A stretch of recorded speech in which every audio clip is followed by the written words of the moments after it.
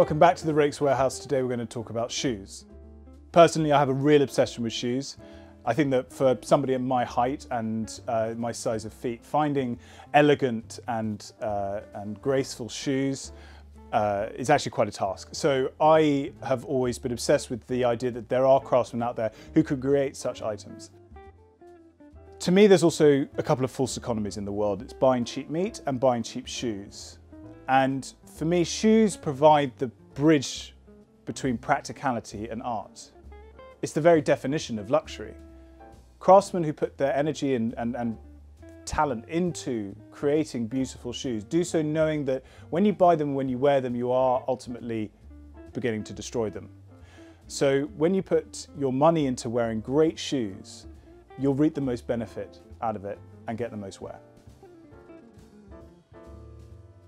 Now, I think largely because of us being indoors all this time, I think people haven't really been thinking too much about their outdoor footwear, sticking largely to slippers and thick socks, etc., etc. So what we have here is by no means the limit of what we have on the Rake.com, but it is, I guess, a good cross-reference of all the options that you can have when you are able to go out. It's a French brand run by French eponym Alan, who used to work for Apple, but then made the sensible decision of moving into shoemaking and has come up with the Sagan. And the Sagan is a sort of brainchild of the training that he got, as well as a personal ambition to create something, I guess, uniformly perfect for the modern, well-dressed, well-heeled man. And I think that he's arrived at something rather beautiful here, because the Sagans on the left that are made from suede, they have rubber soled, as we can see here, and a great all-rounder, probably more of resort wear rather than in the city streets, in which you would turn to the tassel loafer. With the tassel loafer, you'll have a more conventional leather sole that you'll recognise from most shoemaking. But the point of these ultimately is that they aren't meant to be treated badly, but you don't get the sense that you need to mount it on a wall as if it were a kind of rarefied piece of art. It is meant to be worn in, it's meant to be felt comfortable in, and you're meant to run around in it and feel like it's another extension of your foot. And I don't think that there's any way of saying that that is worse or better than a shoe that is more formal and is meant to be perfectly looked after. But I think that he's picked a place in the market and slotted himself in perfectly. The second brand that we're going to look at is John Lobb. Now, it's another French brand actually, because John Lobb you may know as the bootmaker on St James's Street that makes shoes for the Prince of Wales and other great luminaries. But there was a Paris version of John Lobb, because John Lobb himself was a sort of peripatetic shoemaker, and he found himself in Australia and sort of all over the place, but also opened up in Paris. And the Hermès group picked up John Lobb in 1976, and then in 1982 released a ready-to-wear collection, and the Lopez was part of that. But the Lopez actually showed up in John Lobb in 1950 when a Mr. Lopez had a bespoke version of this shoe made. It is a classic penny loafer and is a real example of that sort of French architectural shoemaking. Steep walls, a hand-stitched apron across the top that goes right up to the edge of the toe, which is slightly unusual. Often with modern shoemaking you'll find that the apron is slightly set back, so it elongates the silhouette of the shoe. But this is a really beautiful example of a loafer and a classic for the John Lobb collection. We also have that in suede, and this here is the Foundry. And I do not think anybody should stick their nose up at sneakers, trainers, or casual shoes, however you want to call them. Most heritage shoemakers are dipping their toe into this. They know that people want it, and it is a great example of kind of modern practicality meeting classic craftsmanship. And for my money, it's big punt this one, but bear with me. John Lobb make the best casual shoes on the market. So maybe pick this one up. Now, bringing things back onto home turf, or at least for me, we have a British shoemaker.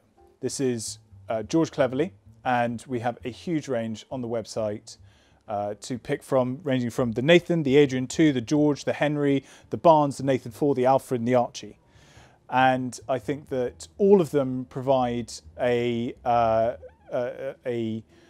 relevance for all different aspects of people's lives. So why don't we just sort of work through it fairly swift pace. I won't keep you for too long, but the Nathan is a terrific Chelsea boot, and it's what I like about this, in fact, is that boots can, for me, be slightly clumsy looking, and as you can see with the squared off toe and the tucked in waist, it has a really nice long silhouette, and so you can wear, let's say, a Kit Blake Alexander trouser over this, and it will cover the boot and look like a loafer or look like a smart dress shoe, and you'd never know that it was actually a boot.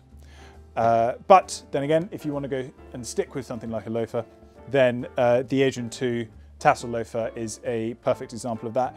The apron is rounded, which for Cleverley is, I would say, fairly unusual for them now. I think that most of what they do has a more squared off apron, and we'll come to those as we go along. Well, the George is a perfect example of this. The George is a sort of, well, it's named after George Glasgow Jr. It's sort of the only shoe that he really wears. So I would hazard a guess that he's kind of behind the design of it. But the raised apron, squared off at the top,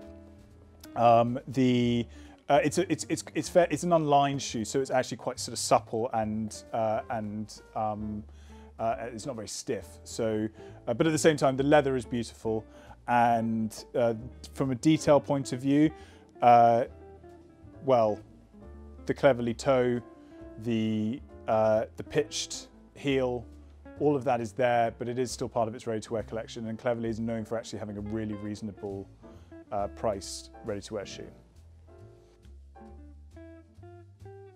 The Henry is I mean, arguably this is a country shoe, because the Scotch grain and the double sole with the studded rubber sole does sort of give the idea that you are clomping around country lanes with it. However, if you're in London, it rains a lot.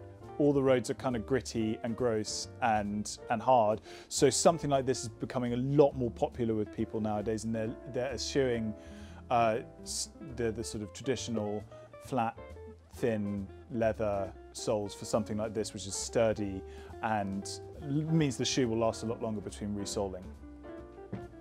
The Thomas is a classic double monk. Minimal details on this except for the stitched toe cap, but it's a double monk and in tan, so I wouldn't wear this with navy blue. I would stick to wearing it something like a grey, or if you so inclined, perhaps a green tweed type suit. This will go perfectly with something like that. But the middle colour for this for these three is the Barnes. This is beautiful, actually. This is a lovely Oxford with a perforated toe cap, perforated details and around the heel and the kind of mid quarters. Nice tucked in waist, typical Cleverley toe. The clever thing they do nowadays, and a lot of shoemakers are doing it, is the toe cap is actually rounded here, but because the way the sole is slightly angled at the end here, you do get the sense that it is squared off, but it isn't. It's a nice optical illusion, and that is the beauty of shoemaking, is that it's all one big optical illusion to make people's feet, which is a traditionally unattractive part of the body, look as attractive as possible. And so if you were to get the Barnes, I think that this is a perfect shoe for both formal occasions or for business. So the last two that we're going to look at, it's very difficult to categorize them as whether casual, formal or whatever. I think they sort of tread the line between both, really. So this is the Nathan. It is a burnished suede version of the Nathan that we saw over here. So this is referred to as the Nathan 4. It's a slightly more rugged version of the Nathan with a reinforced welt. So for weather, it would be much better for inclement weather, again with the studded soles for the same purposes. The Alfred, so I rather like the Alfred. It is a slip-on, so by its very definition it's a casual shoe. However, with the perforated apron over the top, when you look down onto it, it will look like a dress shoe. So wear it with a morning suit, with suit, whatever, it will look like a formal shoe. And it, because it's a slip-on, there's that practicality that goes with it as well. I know this, and I would recommend this on the basis of the fact that I actually have a pair of Hague 2s from Cleverley, which have that same idea of a perforated toe cap and band. And I wore it at my wedding, and with a morning suit, it looked absolutely perfect.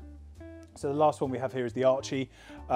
It's a terrific example of a derby. I think if you're into traditional derbies, this is a really iconic shape and design. So again, like with the Nathan 4, it has the reinforced welt and the double sole, but on top, the dark brown, it's a really beautiful colour for this specific shape. I think that it's much more preferable to either a tan or a black. And so this is what I think you should go for. If you're looking for any further information, go onto therake.com and you can see my video on shoe polishing. Shoe maintenance is extremely vital when it comes to looking after your footwear and making it last as long as it should.